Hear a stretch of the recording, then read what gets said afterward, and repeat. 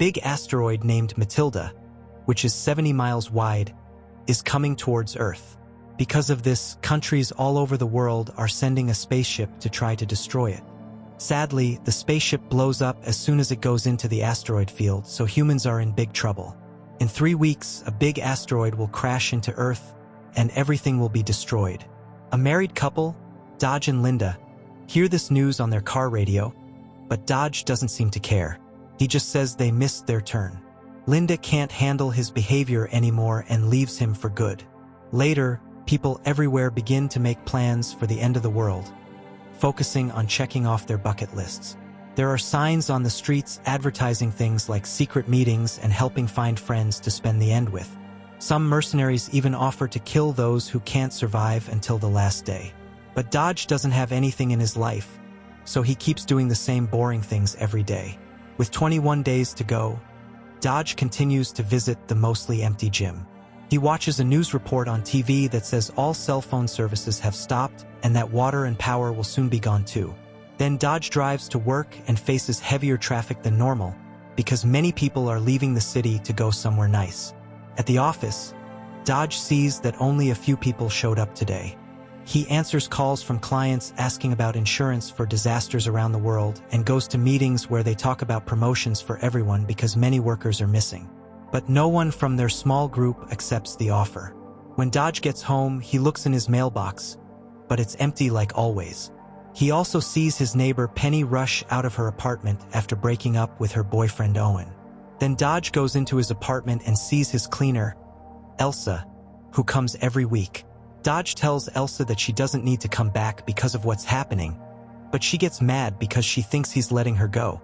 He quickly changes his mind, and she says goodbye but promises to come back next week. After she leaves, Dodge has some cough syrup and watches TV. He finds out that the last flight has left, and now all the airlines have stopped working. Before going to sleep, Dodge sees a spider in the bathroom and gets ready to kill it, but in the end, he chooses to let it live. That night, the spider crawls all over his face. The next morning, Dodge wakes up with many spider bites on his face. When he gets to work, the body of a coworker who just took their own life falls onto his car, which leaves him very upset. A week goes by, and with just 14 days to go, Dodge attends a party for the end of the world that his friend Diane is hosting. At the party, her teenage son makes fun of his parents before leaving, and they just make fun of him right back, not really caring anymore. Her husband is finally taking out his special cigarettes and promises to share one with Dodge. Diane wants to help Dodge find a partner because she believes he shouldn't be alone when he dies. When Dodge says no, her husband reminds her that everyone is facing death together. During the party, Diane introduces Dodge to Karen, who is dressed up in nice clothes that she doesn't usually get to wear. She tries to talk to him, but it's really awkward, and Dodge doesn't know what to say. At dinner, people talk about what they want to do in their last days, like seeing family or checking off things on their bucket lists. Karen says she wants to spend her time with someone special while giving Dodge flirty looks. After dinner, the real fun starts and gets so crazy that some people are letting the kids drink. Karen dances and flirts with Dodge, but he does his best to ignore her. A friend tells Dodge that with everything happening, women aren't being picky, so any man can have a shot, even if he isn't good-looking. He says he was with many women last week and asks Dodge to join him in pursuing Karen, but Dodge says no. Soon, the fireworks and illegal drugs start, and Dodge can't handle it anymore, so he goes to hide in the bathroom. When Diane comes to see him, she surprises him by trying to kiss him. Dodge quickly says no to her and points out that she is married, but Diane tells him that nobody thinks that matters anymore. Feeling tired, Dodge chooses to go home early and reflect on his past. While he looks at a photo of his high school girlfriend, Olivia, he starts to play the harmonica. He stops when he hears a woman crying outside on the fire escape. Dodge goes to see her and finds out it's Penny. She hugs him tightly and starts crying a lot. She missed her last flight to the UK, so she won't be able to see her family for the holidays. Feeling sorry for her, Dodge invites her in and gives her some cough syrup that he mixed with vodka. In exchange, Penny offers some marijuana, but he says no. Penny says that smoking is the only thing that helps her both sleep and wake up because she has hypersomnia, which means she can sleep through anything, even a big disaster. After that, they watch TV together and end up falling asleep on the couch. The next day, Penny keeps sleeping, even though the TV is very loud and Elsa is vacuuming close to her. Dodge pinches her nose, but nothing happens, so he starts playing the harmonica. This finally wakes her up, and she says she's ready to go to her apartment. They go downstairs, and Penny gives Dodge a bunch of letters. She says the mailman often puts Dodge's mail in her mailbox by accident. This has been going on for years, and she has kept everything, but she never saw him to give it to him. The only person she knew was Linda, who Penny thinks was Dodge's roommate because Linda always looked very happy with a boyfriend. Dodge is really upset to find out that Linda was cheating on him. He goes back to his apartment and angrily breaks all of Linda's things. Feeling really dumb, he buys a bottle of blue liquid and goes to the park. There, he sees some teenagers kissing and yells to scare them off before drinking from the bottle until he passes out. His plan to harm himself doesn't work, and he wakes up feeling fine the next morning. However, he finds an abandoned dog tied to him with a note saying, "Sorry." With only 12 days left, Dodge takes the dog and starts heading home. As he walks through the city, he sees that people are being violent, with fights, fires, and stealing happening everywhere.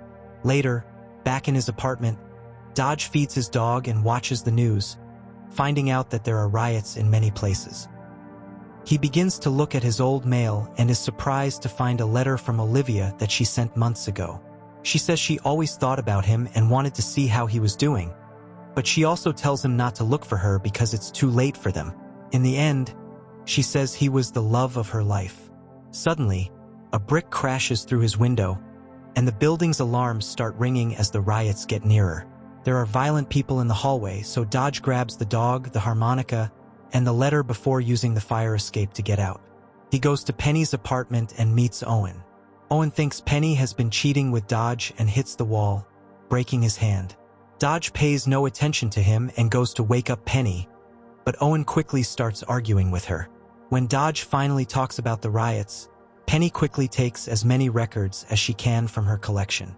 Then the three of them hurry out of the building, and Penny offers to drive, but she can't remember where she parked her car. At that time, some people started shooting, so Owen used Penny to protect himself. When they find Penny's car, she struggles to drive away because she's not great at parallel parking.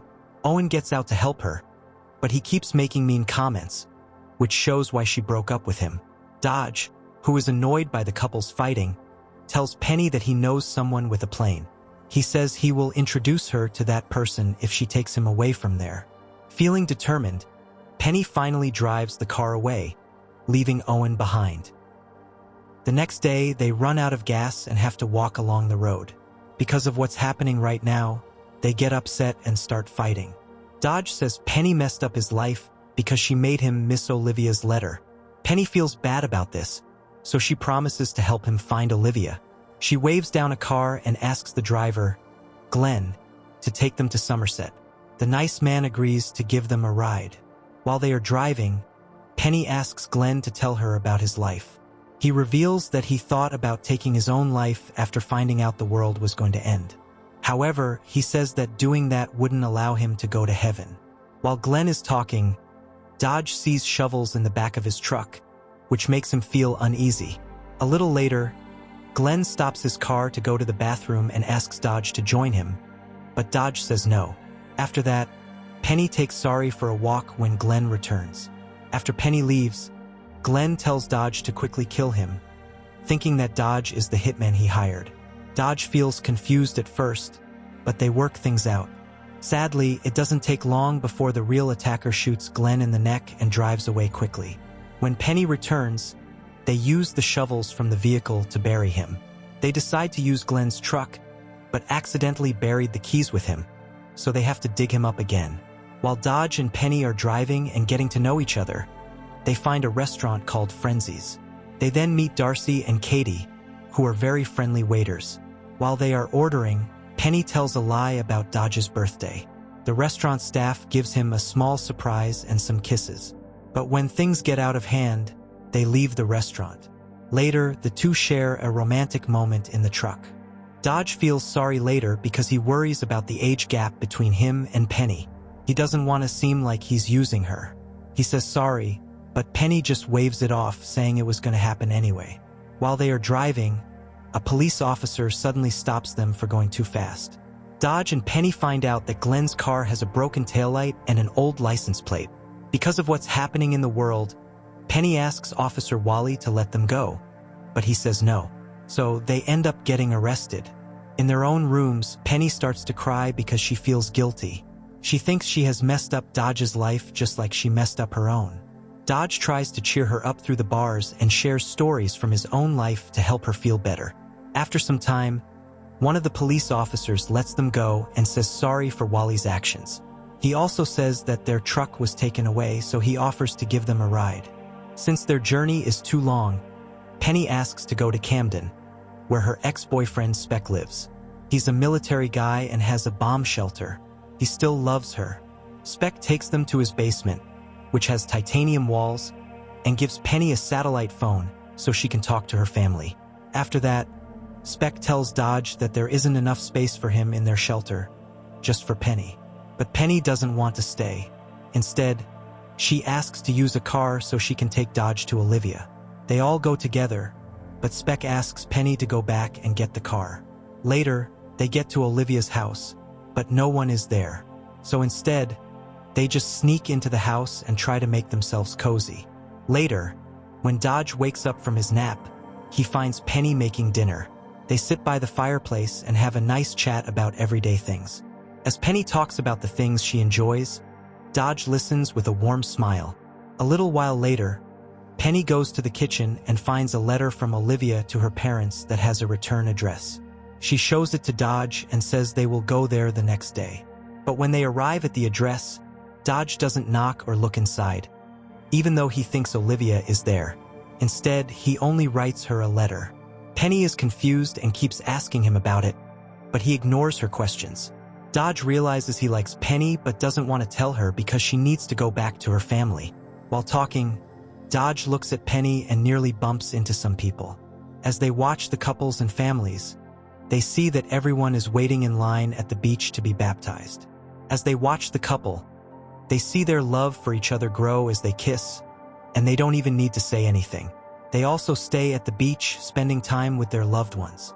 Soon, Penny and Dodge continue their journey and arrive in Somerset.